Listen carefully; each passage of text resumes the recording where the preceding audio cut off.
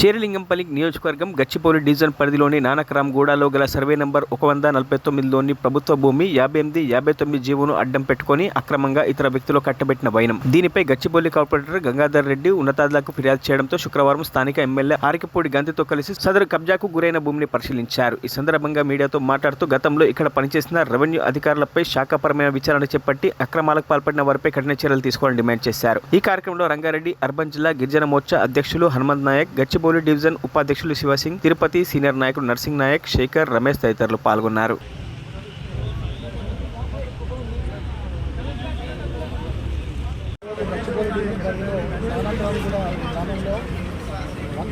Survey నెంబర్లో సుమారు 800 ఎకరాల భూమి ఇక్కడ గవర్నమెంట్ ల్యాండ్ ఉంది.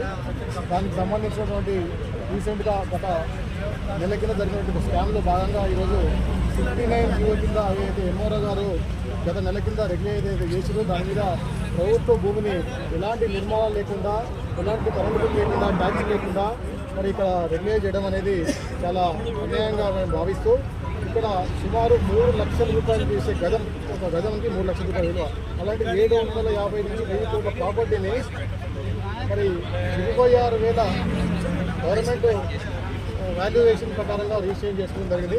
ఒక దళారులు పార్టీకి సంబంధించిన వ్యక్తి ఒక ఎన్టీఆర్ నగర్ సంబంధించిన స్లిప్పు తీసుకొచ్చి ఇక్కడ మనకి ఎటువంటి హక్కుదారులు కూడా ఇక్కడ కనీసం ఇక్కడ నివాసం ఉండే వ్యక్తి కూడా కాదు.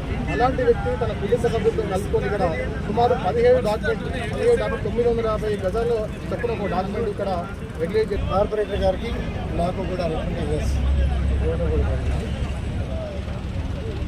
ఇక్కడికి వచ్చినాక ఈ డాక్యుమెంట్లు పరిశీలించినాక చూస్తే ఇది పెద్ద స్కామ్ జరిగింది అని అంటంలో ఎటువంటి సందేహం కూడా లేదు. స్కామ్ ఏ రకంగా జరిగిందంటే ఎన్టీఆర్ నగర్ గోపల్పల్లిలో ఉన్నటువంటి 59 జీవో అప్లై చేసినటువంటి స్లిప్పులు తీసుకొచ్చి ఆ స్లిప్పులు ఇచ్చిన వాళ్ళకి 5 లక్షల రూపాయలు ఇచ్చి రకరకాల వ్యక్తుల దగ్గర ఇచ్చి నానక్రామ్గూడలో రెగ్యులరేషన్. ఏ రకంగా రెగ్యులరేషన్? 30 సంవత్సరాల నాడు రెగ్యులరేషన్ పెట్టుకున్న పేదలకు దిక్కు లేదు. ఒక్క రోజులో పెట్టుకున్నటువంటి స్కామ్ మాస్టర్స్, బడా దొంగలు 3వ తారీఖున ఎలక్షన్లు జరిగి 3వ తారీఖున రిజల్ట్ వస్తే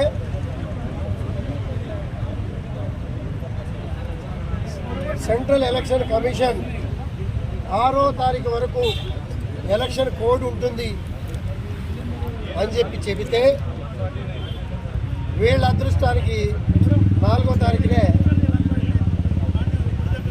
ఎలక్షన్ కోడ్ నిబంధనలు సడలించారు.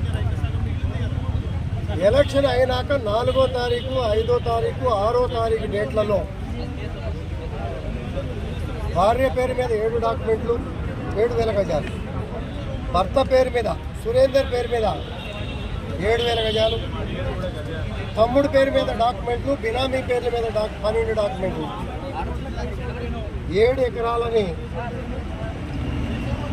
ఒక ఇంటి నెంబర్ లేకుండా, ఒక ఇల్లు లేకుండా, ఒక రూమ్ లేకుండా, ఒక వాటర్ బిల్ లేకుండా, ఒక కరెంట్ లేకుండా నిబంధనలన్నీ కూడా తుంగలో దొక్కి 6 గంటలకు రిజిస్ట్రేషన్ అయితే 7 గంటలకు వేరే వాళ్ళు అమ్మేశారు. ఇప్పుడే మా మిత్రుడు చెప్పాడు, కోట్ల రూపాయలు రాత్రికి రాత్రి అకౌంట్లో మారినాయి తప్పించి ఇన్కమ్ ట్యాక్స్, ఈడీ డిపార్ట్మెంట్లకు కూడా రైటింగ్లో కంప్లైంట్ స్వయంగా నా లెటర్ మీద ఇవ్వబోతా ఉన్నా. దీని మీద కలెక్టర్ గారికి కంప్లైంట్ చేశాం. మెయిన్ పేపర్లో వచ్చింది కాబట్టి ప్రభుత్వం కూడా కళ్ళు తెరిచి ఉంటుంది. మా ప్రభుత్వం పోయిందని తెలుసు. మరిన్ని అప్డేట్స్ కోసం మా ఛానల్ని సబ్స్క్రైబ్ చేయండి.